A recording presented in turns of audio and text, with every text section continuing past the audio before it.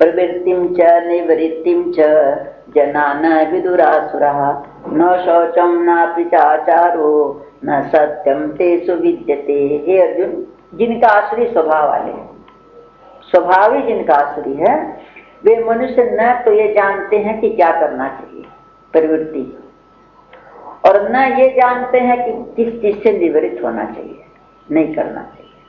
न प्रवृत्ति को जानते हैं न निवृत्ति को जानते हैं। इसलिए उनमें न बाहर की शुद्धि रहती है न भीतर की शुद्धि, वो जानते ही नहीं। तो जाने बिना क्या बाहर भीतर की शुद्धि करेंगे, शुद्धि नाम की जानते नहीं।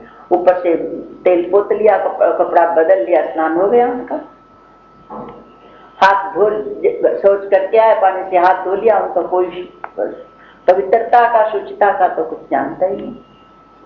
इसलिए न बाहर की शुद्धि है और न भीतर की शुद्धि है। मेरे क्या विचार उठ रहे हैं, क्या मन सोच रहा है, क्या मैं कर रहा हूं, कुछ पता नहीं। और न जब बाहर की शुद्धि नहीं, भीतर की शुद्धि नहीं, तो आचरण कहां से शुद्ध होगा?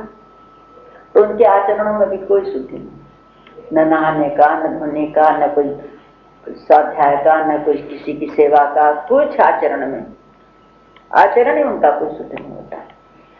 और भाषण भी शुद्ध नहीं, असत्य भाषण, सत्य जानते ही नहीं, बात बात में झूठ।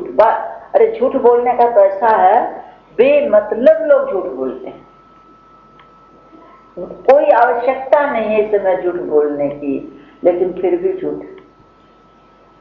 मैं तो देख देख हैरान होती हूँ, देख घर में दिखलाई तो पड़ता है ना भाई। मालूम है कोई दूसरा काम करेगा लेकिन इतना असत्य कि उसको अपना करके बताएंगे मैंने किया है काम। कोई बात में सत्यता रहे, अंतःकरण ही शुद्ध नहीं है, संस्कार ही शुद्ध नहीं है। सबसे बड़ी बात तो वही है, सत्य भाषण का नाम है, बात बात में झूठ, बात बात में झूठ, बेमतलब। असत्यम अप्रतिष्ठम ते जगदावरणीश्वरम अपरस्पर संभूतम किमन्यत् काम हेतुकम। इतने नास्तिक होते हैं कि आसुरी प्रकृति वाले मनुष्य कहते हैं कि जगत का आश्रय कोई नहीं, जगत किसके आधार पर है, इसका कोई अधिष्ठान है, वो कुछ नहीं जानते। सर्वथा असत्य और बिना ईश्वर के। ईश्वर में क्या करता है जगत बनाने में? अपने आप स्त्री पुरुष का संयोग होता है, संतान हो जाती है, इसमें ईश्वर का क्या हाथ है? मानने को तैयार नहीं। इसका क्या, भगवान का आश्रय क्या हुआ इसमें?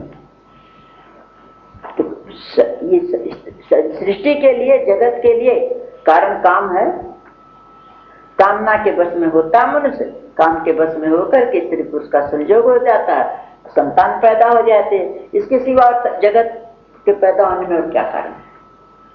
ईश्वर इसमें क्या करेगा?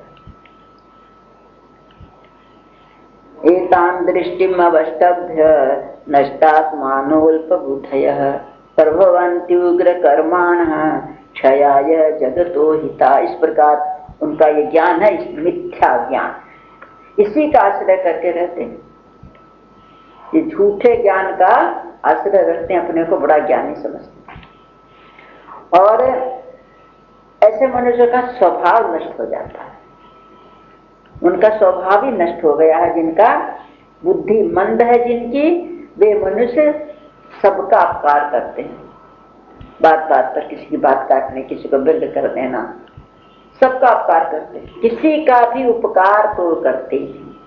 किसी की जड़ काटने में रहते, किसी का काम बिगाड़ने में रहते, और अपने को बड़ा श्रेष्ठ ज्ञानी समझते हैं। और उनके कर्म सब क्रूर कर्म होते हैं, वाणी में क्रूरता, दृष्टि में क्रूरता, कर्मों में क्रूरता।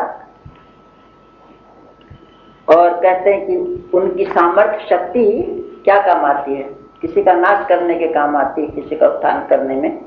कहते शक्ति, संपत्ति, बुद्धि और रूप योग्यों को मिलता है तो उसका सदुपयोग होता है, और यही अगर जो अयोग्य मनुष्य को मिल जाता है उसका दुरुपयोग होता है। शक्ति का भी, संपत्ति का भी, बुद्धि का भी और रूप का। तो कहते हैं उनका जगत के नाश करने में सामर्थ्य, उनकी शक्ति सारी जगत का नाश करने में काम आती, किसी का काम बिगाड़ने।